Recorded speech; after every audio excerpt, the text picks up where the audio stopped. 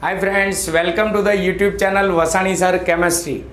સૌથી પહેલાં તો મારી ચેનલને સબસ્ક્રાઈબ કરી દો તથા બાજુમાં આપેલા બેલ આઇકનને દબાવવાનું ભૂલશો નહીં।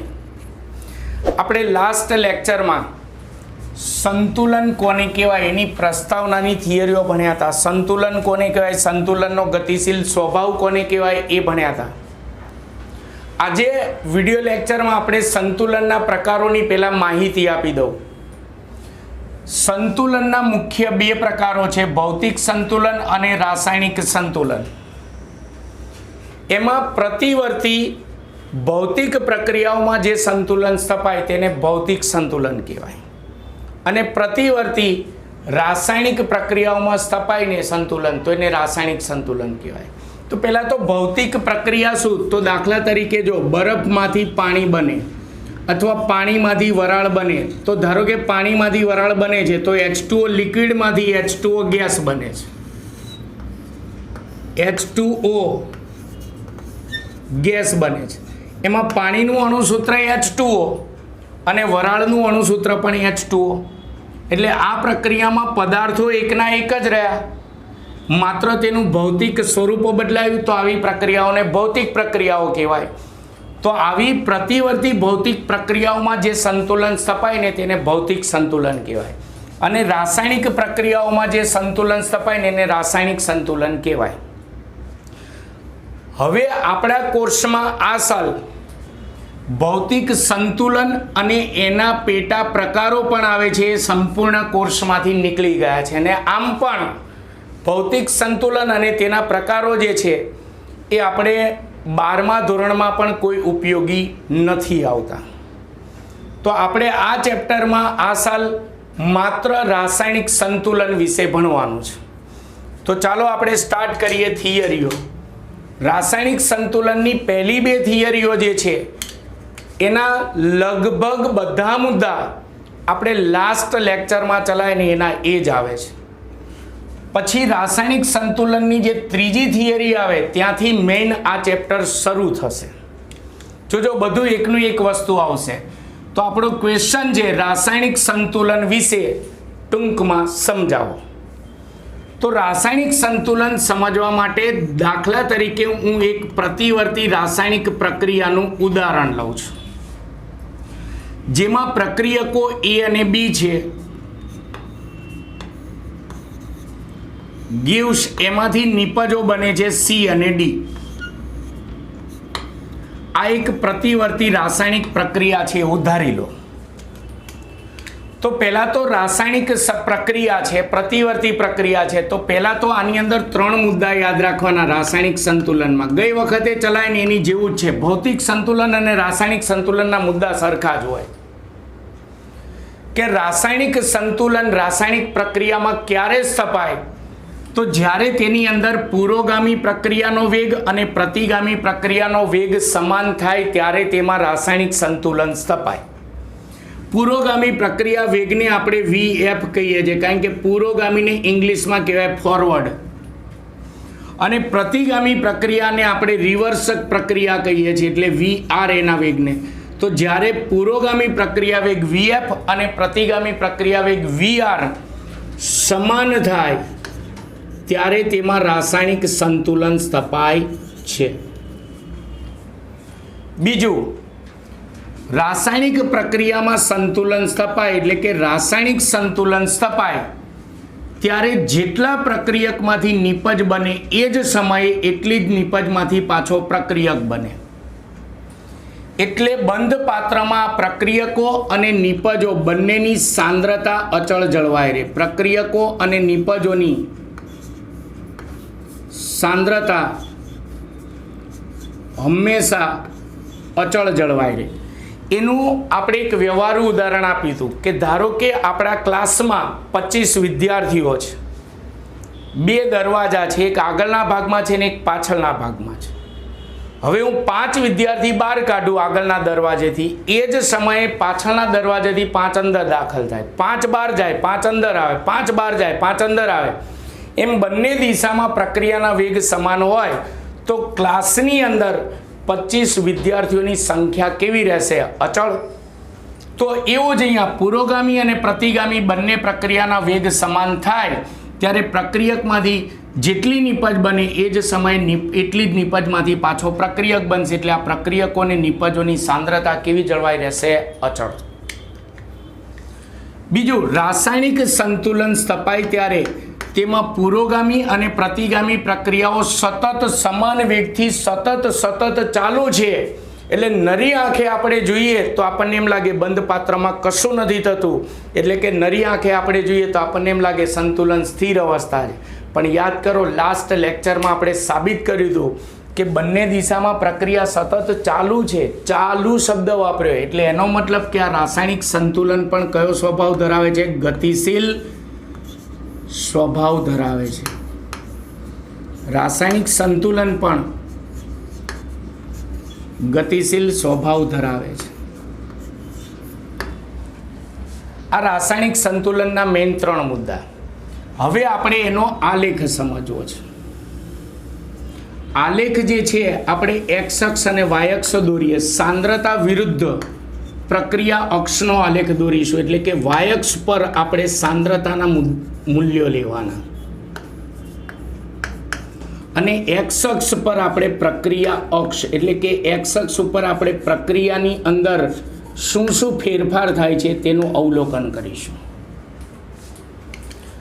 હવે થોડું દિમાગ દોડાવજો. આપણે કોઈ પણ પ્રક્રિયા શરૂ કરીએ બંધ પાત્રમાં તો ત્યારે શરૂઆતમાં આપણી પાસે માત્ર પ્રક્રિયક હોય, નિપજ ના હોય. એટલે શરૂઆતમાં પ્રક્રિયકોની સાંદ્રતા એટલે જથ્થો કેવો હોય? વધારે. અને નિપજોની સાંદ્રતા કેવી હોય? 0. બરાબર. પછી જેમ જેમ પ્રક્રિયા ચાલુ થાય અને પ્રક્રિયકમાંથી નિપજ બનતી જાય તેમ પ્રક્રિયકોની સાંદ્રતા શરૂઆતમાં શું થતી જશે? ઘટતી જશે. નિપજોની સાંદ્રતા ધીમે ધીમે શું થતી જશે? વધતી જશે. તો જો આલેખ દ્વારા આપણે સમજીએ. આની અંદર શરૂઆતમાં પ્રક્રિયકોની સાંદ્રતા વધારે હોય, ધારો કે આટલી જ, અને નિપજો સી અને ડીની સાંદ્રતા શરૂઆતમાં નિપજો બની ના હોય એટલે 0. હવે પ્રક્રિયકમાંથી જેમ નિપજ બનતી જાય એટલે શરૂઆતમાં પ્રક્રિયકોની સાંદ્રતા સમય જતાં શું થશે? ઘટતી જશે. અને નિપજોની સાંદ્રતા સમય જતાં શું થતી જશે? વધતી જશે. કોઈ એક સમય તેમાં રાસાયણિક સંતુલન સ્થપાય ત્યારે પુરોગામી અને પ્રતિગામી પ્રક્રિયાનો વેગ સમાન થઈ જાય. એટલે જેટલી પ્રક્રિયકમાંથી નિપજ બને એટલી જ નિપજમાંથી પાછો પ્રક્રિયક બનશે. એટલે પ્રક્રિયકો અને નિપજોની સાંદ્રતા કેવી જળવાઈ રહેશે? અચળ. એટલે જો શરૂઆતમાં પ્રક્રિયકોની સાંદ્રતા ઘટે છે. સંતુલન સ્થપાય ત્યારે આ પ્રક્રિયકોની સાંદ્રતા આમ અચળ થઈ જશે. પછી ઘટશે નહીં, આમ અચળ થઈ જશે. એટલે આ મેં પ્રક્રિયકો એ અને બીની સાંદ્રતા માટેનો આલેખ દોર્યો છે. શરૂઆતમાં નિપજોની સાંદ્રતા ધીમે ધીમે વધશે, પણ સંતુલન સ્થપાય ત્યારે નિપજોની સાંદ્રતા પણ કેવી થઈ જશે? અચળ. પછી વધશે નહીં, આમ અચળ થઈ જશે. એટલે આ આલેખ મેં સી અને ડી નિપજો માટે દોર્યો. એટલે સંતુલન સ્થપાય ત્યારે પ્રક્રિયકો અને નિપજોની સાંદ્રતા પછી કેવી થઈ જશે? અચળ. પછી પ્રક્રિયકોની સાંદ્રતા ઘટશે નહીં અને નિપજોની સાંદ્રતા વધશે નહીં. ક્લિયર? આ મેં રાસાયણિક સંતુલન ચલાવ્યું. કોઈ ડિફિકલ્ટી એટલે સંતુલન ગમે તે આવે, ભૌતિક સંતુલન હોય કે રાસાયણિક સંતુલન, હંમેશા 3 બાબત ખાસ યાદ રાખવાની. એક, સંતુલન એ પુરોગામી અને પ્રતિગામી પ્રક્રિયાનો વેગ સમાન હોય. બીજું, સંતુલને જેટલા પ્રક્રિયકમાંથી નિપજ બને એટલી જ નિપજમાંથી પાછો પ્રક્રિયક બને. એટલે ત્રીજું, સંતુલને આ પ્રક્રિયકોને નિપજોની સાંદ્રતા કેવી જળવાઈ રહે? અચળ. પછી એમાં ઘટાડોય ના થાય ને વધારોય ના થાય. ક્લિયર? ચાલો, આ રાસાયણિક સંતુલનની અંદર આપણે પહેલો પ્રશ્ન ચલાવ્યો. હવે આપણે કીધું રાસાયણિક સંતુલન પણ ગતિશીલ સ્વભાવ ધરાવે છે. તો આપણે આના પછીના ક્વેશ્ચનમાં એ રાસાયણિક સંતુલનનો ગતિશીલ સ્વભાવ સમજાવવાનો છે. એટલે આપણો ક્વેશ્ચન જે રાસાયણિક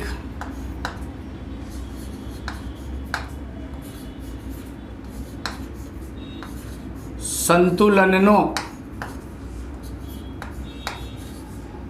ગતિશીલ સ્વભાવ યોગ્ય ઉદાહરણ દ્વારા સમજાવો. તો મિત્રો, લાસ્ટ લેક્ચરમાં આપણે સંતુલનનો ગતિશીલ સ્વભાવ કાર્બન ડાયોક્સાઇડનું ઉદાહરણ લીધું હતું. યાદ કરો, CO2 12 અને CO2-14નું ઉદાહરણ લઈ અને આપણે સંતુલનનો ગતિશીલ સ્વભાવ સમજાવ્યો હતો લાસ્ટ લેક્ચરમાં.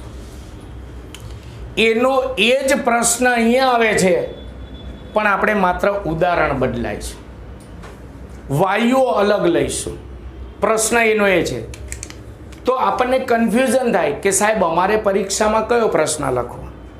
તો જો તમને માત્ર એમ પૂછાય કે સંતુલનનો ગતિશીલ સ્વભાવ સમજાવો, તો ચોપડી મુજબ આપણે આ CO2 વાળો પ્રશ્ન સમજાવવાનો, જે લાસ્ટ લેક્ચરમાં ચલાવ્યો હતો.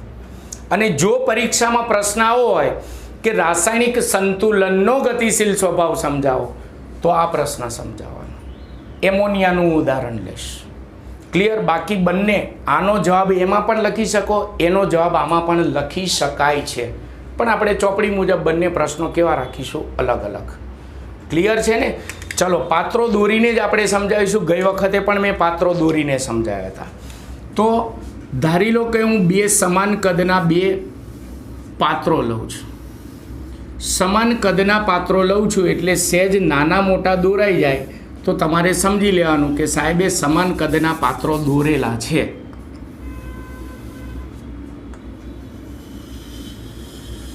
આ એક પાત્ર. હવે એટલા જ કદનું બીજું પાત્ર લઉં છું.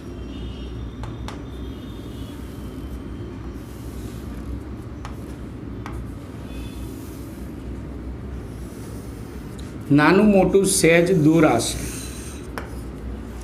હવે આ બંને પાત્રોને હું એક કોમન વાલ્વ વડે એકબીજા સાથે હું જોડી દઈશ.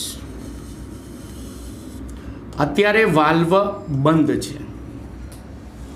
આ બંને પાત્રોમાં સરખા દબાણે વાયુ ભરવાના. મેં તમને કીધું હતું, વાયુઓ તમે પાત્રોમાં ભરો, ભલે એક જ વાયુ ભરો કે જુદા જુદા વાયુ ભરો, પણ વાયુના જો દબાણ સરખા રાખ્યા તો એનો મતલબ, જો વાયુના દબાણ સરખા હોય તો એનો મતલબ તમે વાયુનો જથ્થો સરખો લીધો છે, વાયુની સાંદ્રતા સરખી લીધી છે. એટલે ખાસ MCQ માટે પણ યાદ રાખજો, કોઈ પણ વાયુની સાંદ્રતા દબાણમાં મપાય. ગઈ વખતે પણ કીધું હતું, કોઈ પણ વાયુની સાંદ્રતા દબાણમાં મપાય. એટલે જો તમે વાયુનું દબાણ વધારે રાખશો તો એનો મતલબ વાયુની સાંદ્રતા તમે વધારે લીધી છે. વાયુનું દબાણ ઓછું રાખશો તો એનો મતલબ વાયુની સાંદ્રતા તમે ઓછી લીધેલી છે. તો હું આ બંને પાત્રોમાં સરખા દબાણે વાયુ ભરીને, કયા વાયુ ભર્યો છો એ હમણાં કહું છું, પણ સરખા દબાણે વાયુ ભરીને બંને પાત્રોને હવા ચુસ્ત રીતે બંધ કરી દઉં છું. હવા ચુસ્ત રીતે બંધ કરી દેવામાં આવે છે. ચલો, હવે આમાં પહેલા પાત્રમાં મેં કયો વાયુ ભરેલો છે? તો પહેલા પાત્રમાં નાઇટ્રોજન N2 વત્તા હાઇડ્રોજન, હું સંતુલિત કરીને સમીકરણ લખું 3H2. આ પ્રક્રિયા પ્રતિવર્તી હોય, એમાંથી એમોનિયા બને 2NH3. તો આ પ્રતિવર્તી પ્રક્રિયા છે. થોડું દિમાગ દોડાવજો. હું મુદ્દામાં એમ બોલીશ કે પહેલા પાત્રમાં નાઇટ્રોજન અને હાઇડ્રોજનથી ઉત્પન્ન થતો એમોનિયા વાયુ ભરવામાં આવે છે. તો શું આ બંધ પાત્રમાં માત્ર એમોનિયા હોય કે 3 વાયુ હોય? એમોનિયા પણ હોય. આ પ્રક્રિયા પ્રતિવર્તી છે, તો કેટલાક એમોનિયામાંથી પાછો શું બનતો હોય? નાઇટ્રોજન અને હાઇડ્રોજન પણ બનતો હોય. એટલે એનો મતલબ આ પાત્રમાં નાઇટ્રોજન પણ હોય અને હાઇડ્રોજન પણ હોય. પણ હું મુદ્દામાં એવું બોલીશ કે પ્રથમ પાત્રમાં નાઇટ્રોજન અને હાઇડ્રોજન દ્વારા ઉત્પન્ન થતો એમોનિયા વાયુ લેવામાં આવે છે. બીજા પાત્રમાં આનું જેટલું દબાણ છે એટલા જ દબાણે ડ્યુટેરિયમ વાયુ લેવામાં આવે છે. ડ્યુટેરિયમને D2 કહેવાય. તો સાંભળજો, ડ્યુટેરિયમ વાયુ એટલે હાઇડ્રોજન જ છે. હાઇડ્રોજનનું અણુસૂત્ર H2 જ છે, પણ ડ્યુટેરિયમ લીધું છે એટલે હાઇડ્રોજનના સમસ્થાનિકો આપણે ચાલી ગયા છે. ચેપ્ટર 2માં હાઇડ્રોજનના 3 સમસ્થાનિકો યાદ કરો. H11 એને સાદો હાઇડ્રોજન કહેવાય અથવા પ્રોટિયમ કહેવાય. તો આ સાદો હાઇડ્રોજન છે અહીંયા જે છે એ બધો. બીજો સમસ્થાનિક હતો H12 જેને આપણે ડ્યુટેરિયમ કહેતા હતા. એટલે આ D2 લખેલું છે એ આ H2 હાઇડ્રોજન વાયુ જ છે, પણ કયો છે? H12 વાળો હાઇડ્રોજનનો પરમાણુ ધરાવે છે. ક્લિયર? અને આ કયા છે હાઇડ્રોજન? સાદા હાઇડ્રોજન. હાઇડ્રોજનના 3 સમસ્થાનિક ચેપ્ટર 2માં આપણે ભણી ગયા છે. પ્રોટિયમ, ડ્યુટેરિયમ અને ટ્રિટિયમ. ક્લિયર? અત્યારે બંને પાત્રોમાં બંને પ્રકારના વાયુઓના દબાણ સમાન છે. વાયુઓનું દબાણ સમાન છે એટલે એનો મતલબ કે વાયુઓની સાંદ્રતા આપણે સમાન લીધેલી છે. વાયુઓની સાંદ્રતા સમાન છે. ચલો હવે વાલ્વ ખોલી નાખવામાં આવે છે. વાલ્વ ખોલીને જો થોડા સમય બાદ અવલોકન કરવામાં આવે તો આ બંને બંધ પાત્રોમાં વાયુઓનું જો અવલોકન કરવામાં આવે ને થોડા સમય બાદ તો મને બંને બંધ પાત્રમાં એમોનિયા પણ જણાશે. બંને બંધ પાત્રમાં નાઇટ્રોજન પણ જણાશે. બંને બંધ પાત્રમાં હાઇડ્રોજન પણ જણાશે. બંને બંધ પાત્રમાં ડ્યુટેરિયમ વાયુ પણ જણાશે. ડ્યુટેરિયમ એટલે એક પ્રકારનો હાઇડ્રોજન જ છે. અને બંને બંધ પાત્રમાં હવે જોજો અહીંયા D2 લઈ લો તો કેટલોક D2 એટલે હાઇડ્રોજન જ છે. તો કેટલોક નાઇટ્રોજન એ ડ્યુટેરિયમ સાથે જોડાઈને ડ્યુટેરિયમ યુક્ત એમોનિયા ND3 બનાવશે. ND3 એટલે NH3 છે પણ આ D કયો છે? ડ્યુટેરિયમ. એટલે ડ્યુટેરિયમ યુક્ત એમોનિયા પણ મને જણાશે. તો થોડા સમય બાદ વાલ્વ ખોલ્યા પછી બંને પાત્રોમાં આટલા વાયુ જણાય છે. તો એનો મતલબ એવો થયો કે આથી કહી શકાય કે પાત્ર 1ના વાયુઓ પાત્ર 2 તરફ પ્રસરણ પામે છે અને પાત્ર 2નો વાયુ પાત્ર 1 તરફ પ્રસરણ પામે છે. તો જ થોડા સમય બાદ બંને પાત્રોમાં વાયુઓ જોવા મળશે. તો અહીંયા દબાણ સમાન હોવા છતાં વાયુઓની આપલે થઈ. જો દબાણ સમાન સંતુલન રાસાયણિક સંતુલન એ સ્થિર અવસ્થા હોય, લાસ્ટ લેક્ચરમાં ચલાવ્યું હતું, સ્થિર અવસ્થા હોય તો દબાણ સમાન છે તો વાયુઓની આપલે ના થાય.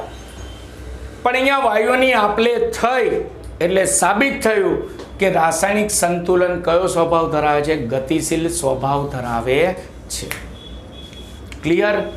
તો આપણે આજના લેક્ચરમાં રાસાયણિક સંતુલન કોને કહેવાય એને ટૂંકમાં ઉદાહરણ દ્વારા સમજાયું.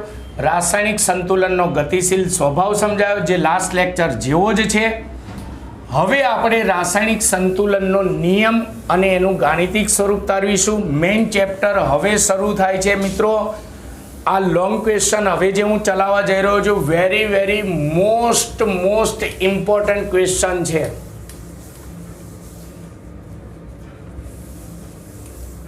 મોસ્ટ IMP પ્રશ્ન લોંગ ક્વેશ્ચન ભણાવવા જઈ રહ્યો. આખા ચેપ્ટરનો આધાર આ પ્રશ્ન પર રહેશે. એટલે આપણો પ્રશ્ન છે લોંગ ક્વેશ્ચન અને મોસ્ટ IMP.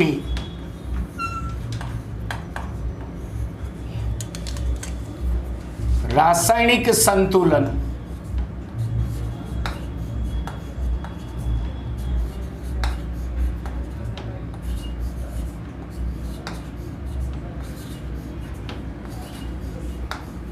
નો નિયમ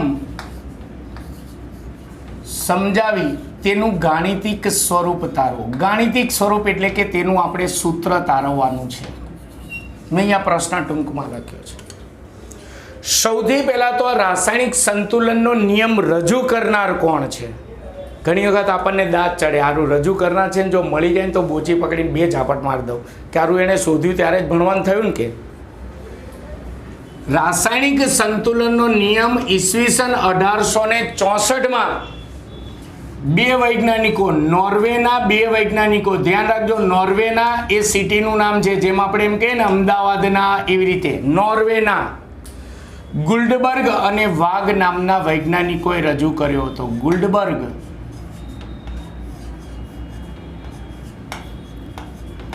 અને વાગ નામના વૈજ્ઞાનિકોએ રજૂ કર્યો હતો. જોજો હું વાગ લખું છું, કોઈ વાઘ ના લખતા, ટાઈગર.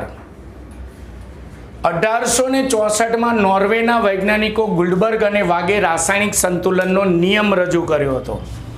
તો ચાલો હવે તેનો નિયમ જોઈએ અને પછી તેનું સૂત્ર તારવીએ, એટલે કે તેનું ગાણિતિક સ્વરૂપ તારવીએ. તેનો નિયમ સમજજો.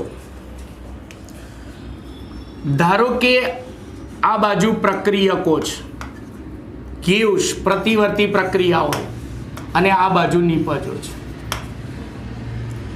તો કોઈ પણ રાસાયણિક પ્રક્રિયાનો વેગ, પેલા રકમમાં શબ્દોમાં સમજાવ. કોઈ પણ રાસાયણિક પ્રક્રિયાનો વેગ એ સમપ્રમાણમાં હોય. કોના સમપ્રમાણમાં? તો આ પ્રક્રિયકોની સાંદ્રતાના સમપ્રમાણમાં. હવે ધ્યાન રાખજો, આ મોટો કૌંસ કરું ને એટલે એનો મતલબ સાંદ્રતા થાય. પ્રક્રિયકોની સાંદ્રતાના સમપ્રમાણમાં. એટલે પેલા મોટો કૌંસનું કહી દઉં. આ ચેપ્ટરમાં, આખા ચેપ્ટરમાં ધારો કે કોઈ થિયરી કે દાખલા મેં લખ્યું HCl, તો આનો મતલબ HClની સાંદ્રતાને મોટા કૌંસ વડે દર્શાવવામાં આવે છે. પછી આમાં સ્ટાઇલ મારવા નહીં જવાનું કે નાનો કૌંસ કરીએ કે છગડીયો કૌંસ કરીએ. ફરજિયાત કયો કૌંસ કરવાનો? મોટો કૌંસ. એટલે આનો મતલબ શું થાય? જો ધારો કે હું એક વ્યવહારુ ઉદાહરણ આપું. આપણા ખિસ્સામાં રૂપિયાની સાંદ્રતા વધારે હોય, સાંદ્રતા એટલે જથ્થો વધારે હોય, તો વાપરવાનો વેગ વધારે હોય. જેમ જેમ એ સાંદ્રતા ઘટતી જાય તેને વાપરવાનો વેગ શું થતો જશે? ઘટતો જશે. તો એની જેવું જ અહીંયા કે આપણી પાસે આ પ્રક્રિયકોની સાંદ્રતા વધારે હશે તો પ્રક્રિયા ઝડપથી થશે, એટલે પ્રક્રિયા વેગ વધારે હશે.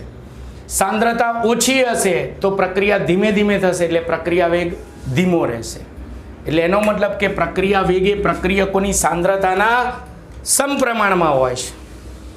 પણ કેવી રીતે સમપ્રમાણમાં? જોજો. હવે ધારો કે કોઈ એક પ્રક્રિયક એ છે, નિપજ ગઈ ભાડમાં. મેં સમીકરણનું સંતુલન કર્યું છે. ધારો કે આગળ 2 આવે છે, તો આને આ 2 શું છે? એના મોલ કહેવાય. 2 મોલ એ પદાર્થ. તો કઈ રીતે સમપ્રમાણમાં? જોજો. જો એક જ પ્રક્રિયક છે તો પ્રક્રિયક એની સાંદ્રતાની 2 ઘાતના સમપ્રમાણમાં આવે. ટૂંકમાં આગળ મોલ હોય ક્યાં આવે? ઘાતાંકમાં. ધારો કે 2 પ્રક્રિયક આવે છે કોઈ પ્રક્રિયામાં, ધારો કે A અને B. સંતુલનમાં આગળ 2 મોલ અને 3 મોલ આવે છે, તો બંને પ્રક્રિયકોની સાંદ્રતાના પછી આ આગળ મોલ છે એને ઘાતાંકમાં લખવાની, એટલે યોગ્ય ઘાતાંકના ગુણાકારના સમપ્રમાણમાં હોય. ધારો કે 3 પ્રક્રિયક હોય તો હજી ગુણાકારમાં ત્રીજા પદાર્થની સાંદ્રતા, 4 પ્રક્રિયક હોય તો હજી ગુણાકારમાં ચોથા પ્રક્રિયકની સાંદ્રતા લખવાની, અને આગળ મોલ હોય ક્યાં લખવાનું? ઘાતાંકમાં. તો હવે હું નિયમ બોલું છું. રાસાયણિક પ્રક્રિયાનો વેગ એ પ્રક્રિયકોની સાંદ્રતાના યોગ્ય ઘાતાંકના ગુણાકારના સમપ્રમાણમાં હોય છે. ફરીવાર બોલું છું. રાસાયણિક, હું 3 વાર ના બોલું છું, ના 3 વાર બોલું છું. રાસાયણિક પ્રક્રિયા વેગ એ પ્રક્રિયકોની સાંદ્રતાના યોગ્ય ઘાતાંકના ગુણાકારના સમપ્રમાણમાં હોય છે. એટલે એનો મતલબ જેમ પ્રક્રિયકની સાંદ્રતા વધારે તેમ પ્રક્રિયા વેગ વધારે, જેમ પ્રક્રિયકની સાંદ્રતા ઓછી તેમ પ્રક્રિયા વેગ ઓછો. એટલે હું અહીંયા ટૂંકમાં લખું છું, રાસાયણિક પ્રક્રિયા વેગ એ પ્રક્રિયકોની સાંદ્રતાના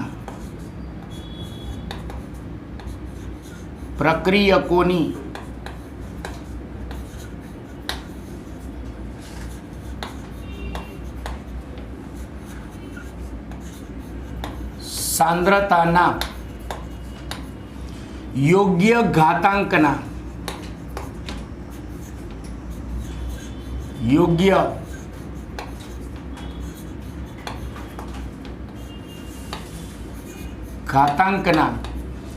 ગુણાકારના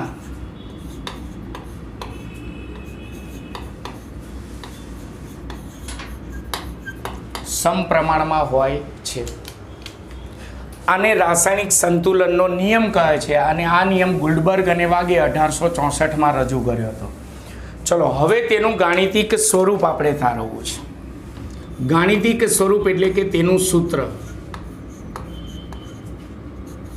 હવે ગાણિતિક સ્વરૂપ તારવવા માટે આપણે પહેલાં તો એક રાસાયણિક પ્રક્રિયા ધારવી પડશે. રાસાયણિક પ્રક્રિયા ધારવાની પહેલાં તો પ્રતિવર્તી રાસાયણિક પ્રક્રિયા. થિયરીમાં આપણે પ્રક્રિયા ધારીશું ને તો એમાં પદાર્થોને ABCD વડે દર્શાવીશું. તો ધારો કે સમજો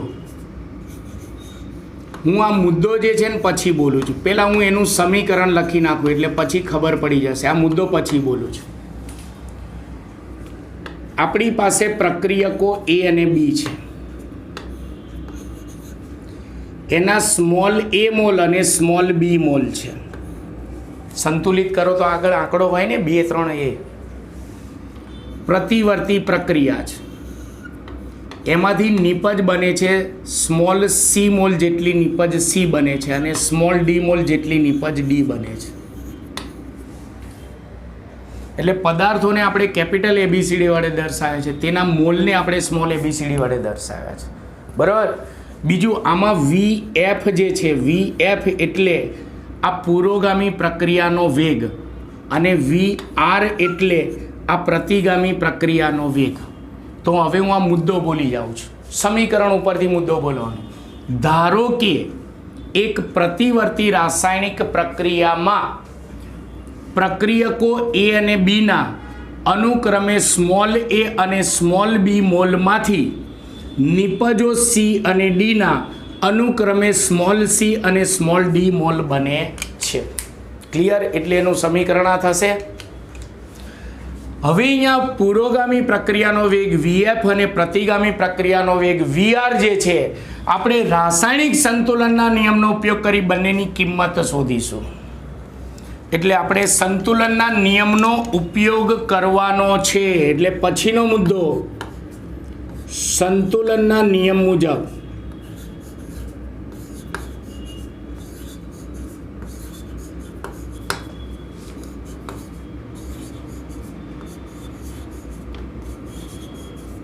મોસ્ટ આઈએમપી થિયરી જો મિત્રો આ ખાસ.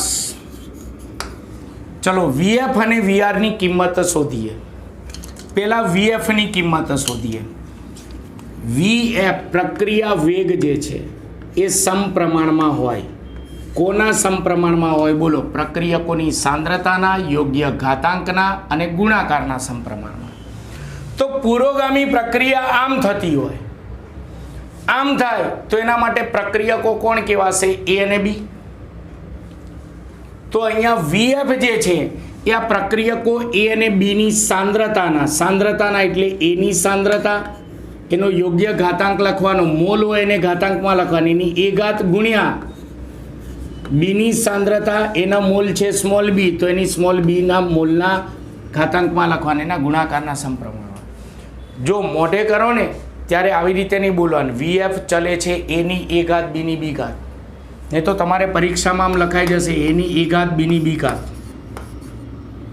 બોલતી વખતે જ આવું બોલવાનું કે VF ચલે છે A ની સાંદ્રતાની સ્મોલ a ઘાત ગુણ્યા B ની સાંદ્રતાની સ્મોલ b ઘાત.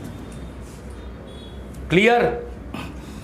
ચલો એ જ રીતે VR ની વાત કરીએ. VR પ્રક્રિયા વેગ સમપ્રમાણમાં હોય. ચલો કોના સમપ્રમાણમાં? પ્રક્રિયકોની સાંદ્રતાના, યોગ્ય ઘાતાંકના, ગુણાકારના સમપ્રમાણમાં હોય. પણ પ્રતિવર્તી પ્રક્રિયામાં VR એટલે પ્રતિગામી પ્રક્રિયા છે. પ્રતિગામી પ્રક્રિયા આમ થાય તો એના માટે પ્રક્રિયકો કોણ થશે? C અને D. તો આ કોના સમપ્રમાણમાં? એના માટે પ્રક્રિયકો C અને D છે. તો C ની સાંદ્રતાની સ્મોલ c ઘાત ગુણ્યા D ની સાંદ્રતાની સ્મોલ d ઘાત, આગળ મોલ હોય ઘાતાંકમાં લખવાના, એના ગુણાકારના સમપ્રમાણમાં હોય. ક્લિયર? હવે આપણે મેથ્સનો નિયમ છે, ચલે છે એની નિશાની દૂર કરી બરાબર મૂકીએ તો આપણે અચળાંક મૂકવો પડે. તો આપણે અચળાંક મૂકીએ તો માટે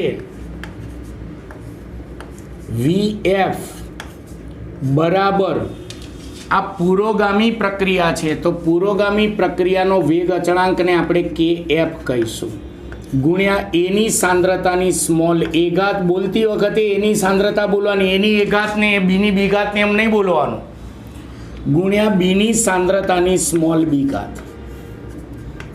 જ્યાં અહીંયા યાદ રાખજો KF એટલે પુરોગામી પ્રક્રિયાનો વેગ અચળાંક. ચલો એ જ રીતે અહીંયા VR બરાબર, તો અહીંયા અચળાંકને KR કહું તો KR ગુણ્યા C ની સાંદ્રતાની સ્મોલ c ઘાત ગુણ્યા D ની સાંદ્રતાની સ્મોલ d ઘાત થશે. તો અહીંયા KR એટલે વેગ અચળાંક ખરો પણ પ્રતિગામી પ્રક્રિયાનો વેગ અચળાંક. એટલે આપણે પહેલા પ્રક્રિયા ધારી, એના ઉપરથી સંતુલનના નિયમ પરથી વીએફ અને વીઆરની કિંમત લખી. હવે આપણે સાદુરૂપ આપીએ તો સંતુલને વિચારો સંતુલને આપણે સંતુલન ક્યારે સ્થપાય? પુરોગામી પ્રક્રિયાનો વેગ અને પ્રતિગામી પ્રક્રિયાનો વેગ સમાન હોય તો જ સંતુલન સ્થપાય. તો આપણે સંતુલનનો નિયમનું ગાણિતિક સ્વરૂપ તારવું હોય તો સંતુલને બંને પ્રક્રિયાના વેગ કેવા હોય? સરખા. એટલે સંતુલને આપણે લખી શકીએ કે વીએફ બરાબર શું હોય? વીઆર હોય. તો આપણે આ વીએફની કિંમત અને આ વીઆરની કિંમત આની અંદર મૂકવાની છે.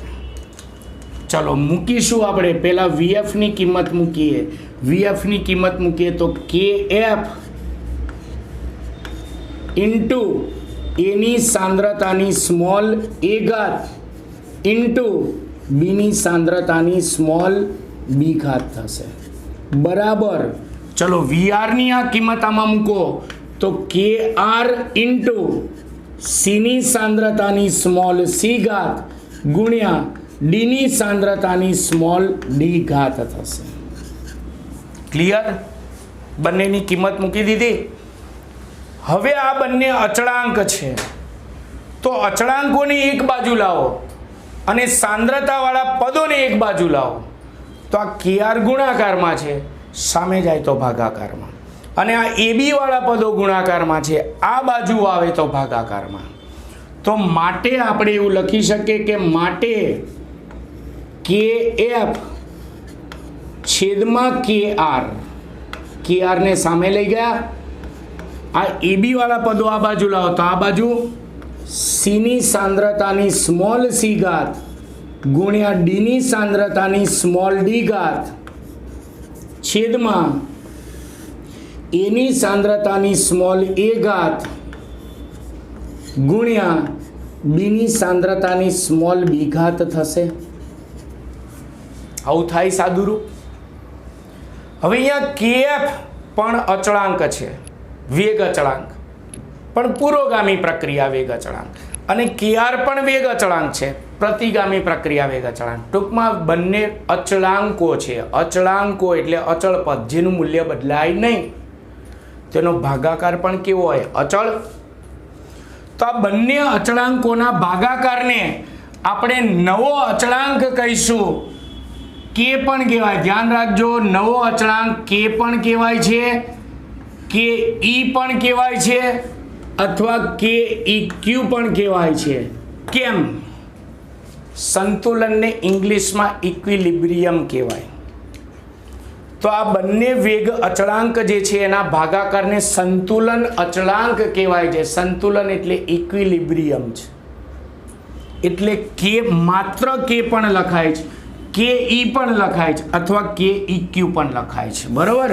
ચલો કે ઈ બરાબર આપણે કે ઈ લખીશું તો વધ્યું બરાબર શું વધ્યું? તો સીની સાંદ્રતાની સ્મોલ સી ઘાત ગુણ્યા ડીની સાંદ્રતાની સ્મોલ ડી ઘાત છેદમાં એની સાંદ્રતાની સ્મોલ એ ઘાત ગુણ્યા બીની સાંદ્રતાની સ્મોલ બી ઘાત વધી. જ્યાં ખાસ યાદ રાખજો, જ્યાં આપણે અહીંયા કે લખીએ અથવા કે ઈ પણ લખી શકીએ છીએ અથવા કે ઈ ક્યુ પણ લખી શકીએ છીએ, તો એને કહેવાય છે સંતુલન અચળાંક કહેવાય છે. સંતુલન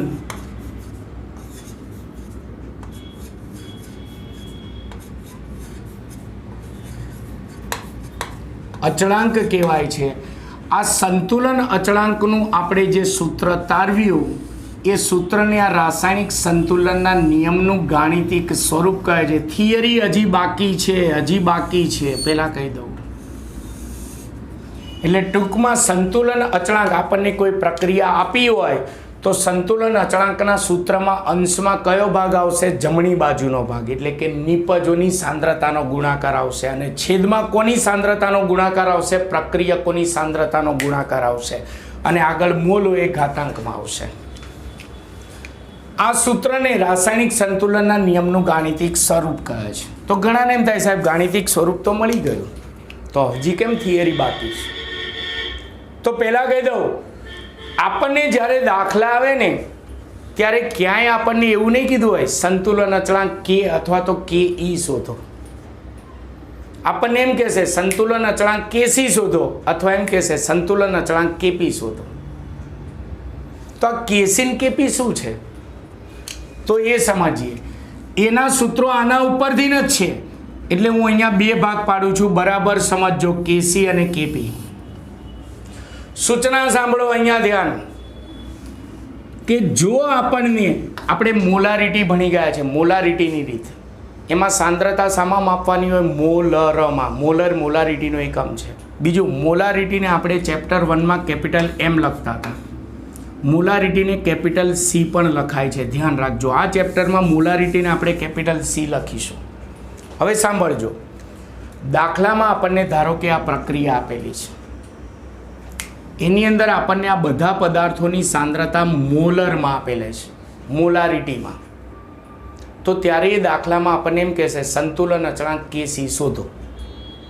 એટલે એનો મતલબ કે જ્યારે ઘટકોની સાંદ્રતા મોલરમાં આપેલી હોય, હું અહીંયા મુદ્દા ટૂંકમાં લખીશું, જ્યારે ઘટકોની સાંદ્રતા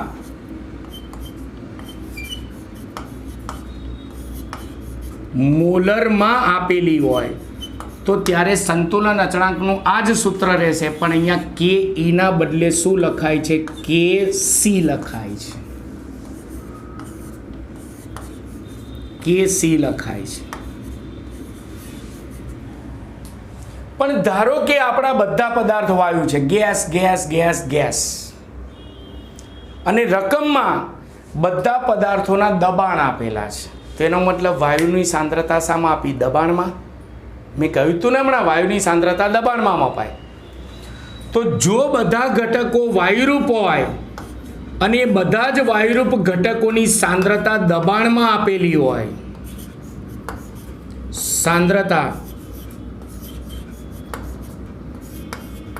દબાણમાં આપેલી હોય તો ત્યારે સંતુલન અચળાંકનું સૂત્ર આ જ રહેશે, અંશમાં નિપજોની સાંદ્રતાનો ગુણાકાર છેદમાં પ્રક્રિયકોની સાંદ્રતાનો ગુણાકાર. પણ અહીંયા સંતુલન અચળાંક કે ઈના બદલે કે પી લખાય છે.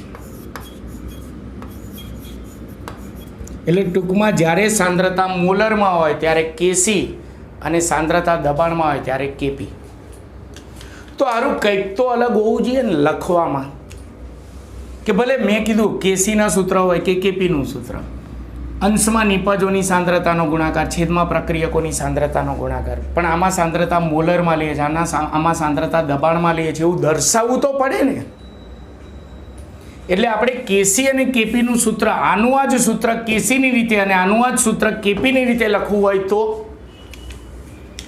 તો ધારો કે જોજો, હવે ધારો કે આપણને અહીંયા ચારે ચાર ઘટકો જે છે એની મોલર સાંદ્રતા આપણને આપી છે. ધારો કે એની મોલર સાંદ્રતા CA છે, બીની મોલર સાંદ્રતા CB છે, સીની મોલર સાંદ્રતા CC છે અને ડીની મોલર સાંદ્રતા CD છે. તો આ જ સૂત્રને આપણે કેસીની રીતે લખવું હોય તો આ રીતે લખાય. તો માટે કેસી બરાબર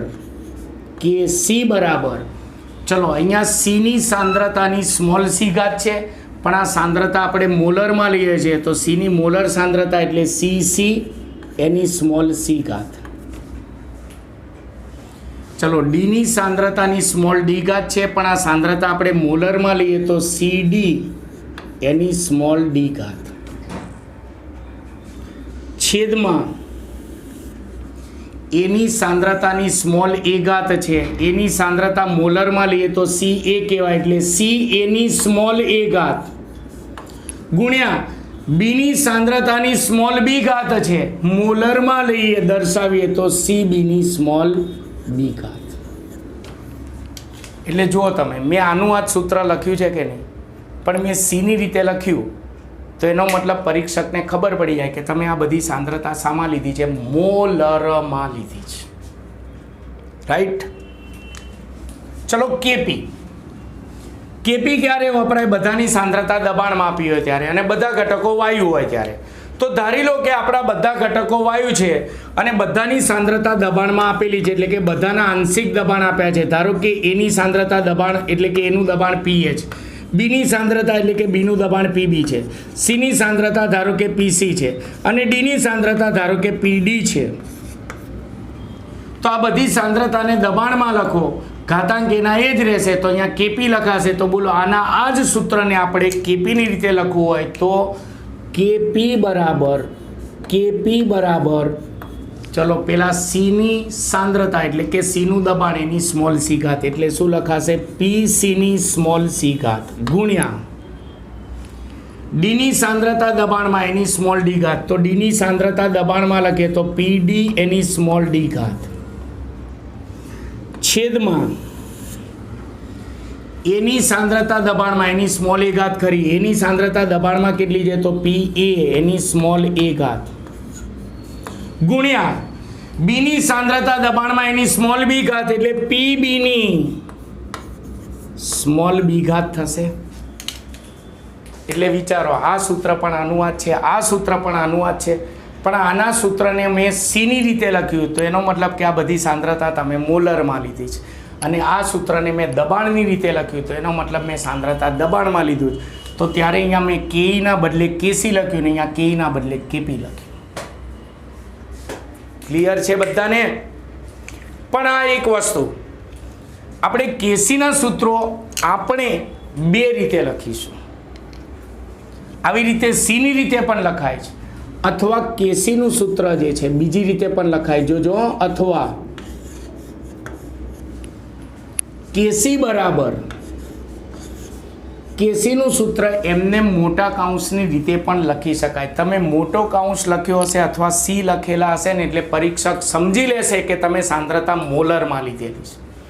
એટલે કેસીનું સૂત્ર કાઉન્સની રીતે લખાય છે. એટલે હવે કાઉન્સને સાંદ્રતા આવું નહીં બોલવાનું, સીની સાંદ્રતા મોલરમાં લઈએ છે એટલે આવું બોલવાનું, સીની મોલર સાંદ્રતા, સીની મોલર સાંદ્રતાની સ્મોલ સી ઘાત ગુણ્યા ડીની મોલર સાંદ્રતાની સ્મોલ ડી ઘાત છેદમાં એની મોલર સાંદ્રતાની સ્મોલ એ ઘાત ગુણ્યા બીની મોલર સાંદ્રતાની સ્મોલ બી ઘાત. આ રીતે પણ લખાય. આપણે મોટા ભાગે દાખલામાં અને મોટા ભાગે થિયરીઓમાં કેસીનું સૂત્ર આ જ રીતે લખીશું. હા, અમુક રેર કેસમાં થિયરીમાં આપણે બહુ સ્પષ્ટતા કરવાની જરૂર પડે ને ત્યારે આપણે સીની રીતે લખીશું. એટલે હું મોટો કાઉન્સ લખું કે પછી સી લખું તો ત્યારે તમારે સમજવાનું કે સાંદ્રતા મોલરમાં સાહેબે લીધેલી છે, પણ કેપીનું સૂત્ર ફરજિયાત પીની રીતે જ લખવાનું. સમજણ પડી ગઈ? આ રાસાયણિક સંતુલનનો નિયમ, એનું ગાણિતિક સ્વરૂપ, એના ગાણિતિક સ્વરૂપ બે થયા, કેસી અને કેપી. એટલે આપણે દાખલામાં સંતુલન અચળાંક કેસીનાય દાખલા આવશે અને સંતુલન અચળાંક કેપીના પણ દાખલા આવશે. ક્લિયર? પણ મિત્રો વિચારો, સંતુલન અચળાંક કેસી શોધો દાખલો આવ્યો કે સંતુલન અચળાંક કેપી શોધો દાખલો આવ્યો. આપણે થિયરીમાં તો પ્રક્રિયા ABCDની રીતે ધાર્યા છે એટલે ચલો એનું સૂત્ર લખતા આવડી ગયું, પણ દાખલામાં તો પ્રક્રિયા આપેલી હશે, પદાર્થો આપેલા હશે, તો તમને પ્રક્રિયા પરથી આવા સૂત્રો લખતા આવડશે તો તમે દાખલો ગણી શકશો ને. એટલે એક તો દાખલા માટે અને એક એક ગુણના હેતુલક્ષી પ્રશ્ન માટે પરીક્ષક કોઈ પણ પ્રક્રિયા આપે અને એમ કે સંતુલન અચળાંક કેસીનું સૂત્ર લખો અથવા એમ કે સંતુલન અચળાંક કેપીનું સૂત્ર લખો તો તમને લખતા આવડવું જોઈએ. પહેલાં કહી દો, આપણે કેસીના સૂત્રો સીની રીતે લખીશું, કેપી અને કેપીના સૂત્રો પીની રીતે લખીશું. સીની રીતે લખી શકાય છે. ક્લિયર? તો પ્રેક્ટિસ માટે આપણે એવા કેટલાક પ્રશ્નો સોલ્વ કરીએ. હું પ્રક્રિયા લખું તો કેસી અને કેપી બંનેના સૂત્રો લખીશ. માત્ર અત્યારે સૂત્રો, દાખલા તો આવશે પછી. પણ એટલું યાદ રાખવાનું, કેસી લખો કે કેપી અંશમાં નિપજોની સાંદ્રતા, છેદમાં પ્રક્રિયકોની સાંદ્રતા અને આગળ મોલ હોય એ ઘાતાંકમાં આવશે. ક્લિયર? તો ચાલો આપણે થોડી એ પ્રેક્ટિસ કરી લઈએ. આ પ્રશ્ન ચાલી ગયો છે તો સાથે સાથે આપણે સૂત્રો લખવાના પ્રશ્નો જે છે એની આપણે કેટલીક પ્રેક્ટિસ કરી લઈએ. હેતુલક્ષી પ્રશ્નો એટલે કે 1 માર્ક્સના ક્વેશ્ચન. તમને ક્વેશ્ચન નંબર 1 તમને પ્રક્રિયા આપેલી હશે, તમારે માત્ર સૂત્ર લખવાનું છે. ચલો હું પ્રક્રિયા લખું છું. દાખલા તરીકે અહીંયા ધ્યાન, દાખલા તરીકે H2 plus I2 gives 2HI અને આપેલી ધારો કે અહીંયા બધા ગેસ છે અને એમ કીધું આપેલી પ્રક્રિયા માટે સંતુલન અચળાંક Kc અને Kp બંનેનું સૂત્ર લખો.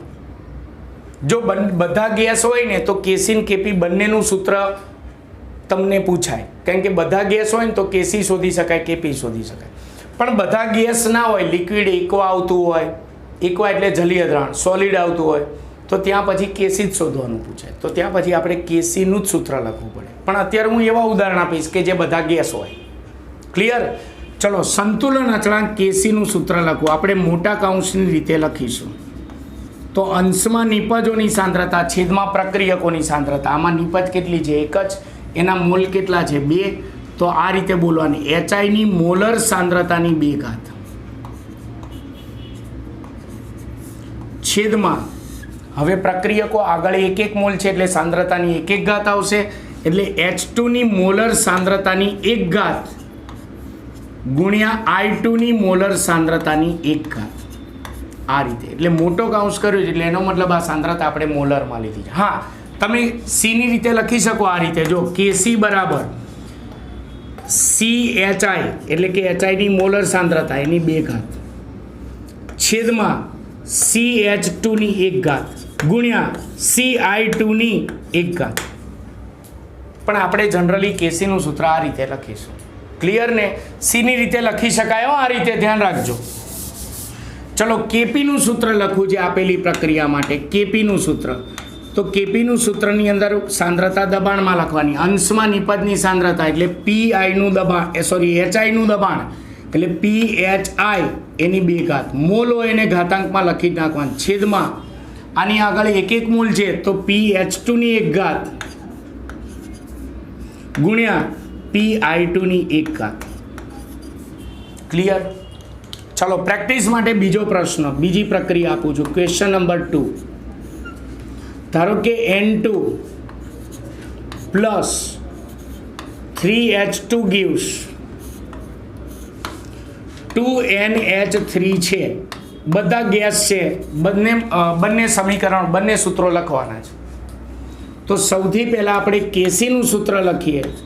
તો Kc બરાબર અંશમાં નિપજની મોલર સાંદ્રતા. આપણે મોલર સાંદ્રતાને C વડે દર્શાવી શકીએ, મોટા કૌંસ વડે દર્શાવી શકીએ. આગળ 2 મોલ છે તો NH3 ની મોલર સાંદ્રતાની 2 ઘાત, NH3 ની મોલર સાંદ્રતાની 2 ઘાત છેદમાં, હવે પ્રક્રિયકો આગળ 1 મોલ છે તો N2 ની મોલર સાંદ્રતાની 1 ઘાત ગુણ્યા અહીંયા આગળ 3 મોલ છે તો H2 ની મોલર સાંદ્રતાની 3 ઘાત. C ની રીતે લખતા આવડે ને? હવે ચલો Kp નું સૂત્ર લખીએ તો P ની રીતે જ લખવાનું. તો અંશમાં નિપજનું દબાણ, એમોનિયાનું દબાણ આગળ 2 છે તો એમોનિયાનું દબાણ એટલે PNH3 એની 2 ઘાત છેદમાં N2 ની આગળ 1 મોલ છે તો PN2, N2 નું દબાણ PN2 એની 1 ઘાત ગુણ્યા H2 નું દબાણ એની 3 ઘાત એટલે PH3 ની 3 ઘાત. થઈ ગયું? ચલો હજી પ્રેક્ટિસ માટે લાસ્ટ ઉદાહરણ, પછી આવડવું જોઈએ. Question number 3. આવી રીતે કોઈ પણ પ્રક્રિયા તમને આપી શકે. દાખલા તરીકે 4NH3 plus 5O2 gives 4NO plus 6H2O. અને અત્યારે ધારી લો બધા ગેસ છે અને બંને સૂત્રો લખવાના કીધા છે. તો Kc નું સૂત્ર C ની રીતે પણ લખાય અથવા મોટા કૌંસની રીતે લખાય. આપણે C કરીએ કે મોટો કૌંસ કરીએ તો એનો અર્થ શું થાય? સાંદ્રતા મોલરમાં જ. અને Kp નું સૂત્ર P ની રીતે લખીએ એટલે એનો મતલબ એવો થાય કે સાંદ્રતા દબાણમાં છે. તો આ પ્રક્રિયા માટે આપણે Kc નું સૂત્ર લખીએ. Kc નું સૂત્ર, તો ચાલો Kc બરાબર પહેલા નિપજ. આમાં અત્યાર સુધી 1 નિપજ હતી એટલે અંશમાં 1 નિપજ આવતી. આમાં 2 નિપજ છે ચલો આની આગળ 4 મોલ છે તો NO ની મોલર સાંદ્રતાની 4 ઘાત. માત્ર એવી ટેવ નહીં રાખવાની NO ની 4 ઘાત બોલવાની. NO ની મોલર સાંદ્રતાની 4 ઘાત એટલે મોટો કૌંસ એટલે મોલર સાંદ્રતા દર્શાવે છે. પછી H2O ના આગળ 6 મોલ છે તો H2O ની મોલર સાંદ્રતાની 6 ઘાત છેદમાં ચલો એમોનિયાની આગળ 4 છે મોલ તો એમોનિયા NH3 ની મોલર સાંદ્રતાની 4 ઘાત ગુણ્યા O2 ની આગળ 5 મોલ છે તો O2 ની મોલર સાંદ્રતાની 5 ઘાત. આ રીતે લખવાનું. ધારો કે આમાં બધાના દબાણ આપ્યા છે ને કેપી શોધવાનો દાખલો છે તો આપણે કેપીનું સૂત્ર લખવું હોય તો આ રીતે લખવાનું. કેપી બરાબર ચલો દબાણની રીતે લખીએ. આનું દબાણ એની 4 ઘાત એટલે PNO એની 4 ઘાત ગુણ્યા આનો દબાણની 6 ઘાત એટલે PH2O ગેસ છે એટલે પાણીની વરાળ છે ત્યાં એટલે એની 6 ઘાત છેદમાં આ બધા વાયુઓ જ છે સમજી લો. અત્યારે એમોનિયાનું દબાણની 4 ઘાત એટલે P NH3 ની 4 ઘાત ગુણ્યા O2 ના દબાણની 5 ઘાત એટલે P O2 ની 5 ઘાત. આવડશે? આના જ્યારે પણ દાખલા પૂછાય તો દાખલામાં કોઈ આવી રીતે પ્રક્રિયા નહીં આપે ABCDની રીતે. દાખલામાં આપણને આવા પદાર્થોવાળી પ્રક્રિયા હશે અને કેસી ને કેપી શોધવાના આવશે. એ તો રકમ ઉપરથી હું તમને સમજાવી દઈશ કે ક્યારે કેસી શોધો ને ક્યારે કેપી શોધો. આપણે સાંદ્રતા જોવાની મોલરમાં આપી છે તો કેસી શોધવાનું. 12 એટલે કે દબાણનો એકમ 12 છે ને 12માં આપી હોય એટલે કે દબાણમાં આપી હોય તો કેપી શોધી નાખવાનું. પણ સૂત્રો બનાવતા આવડવા જોઈએ.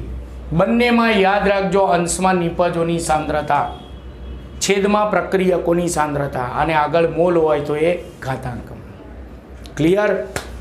તો આપણે આજના વિડીયો લેક્ચરમાં મોસ્ટ ટાઈમથી લોંગ ક્વેશ્ચન ચલાવ્યો રાસાયણિક સંતુલનનો નિયમ અને એના પરથી આપણે પ્રક્રિયાઓ ઉપરથી પ્રેક્ટિસ માટે કેસી અને કેપી સંતુલન અચળાંકના સૂત્રો બનાવતા શીખ્યા. નેક્સ્ટ વિડીયો લેક્ચરમાં નવી થિયરી સાથે મળીશું. ત્યાં સુધી મને રજા આપશો. જો તમને મારો વિડીયો લેક્ચર સારો લાગ્યો હોય તો જરૂરથી સારી કમેન્ટ કરો. મારા વિડીયોને લાઈક અને શેર કરવાનું ભૂલતા નહીં. નમસ્કાર.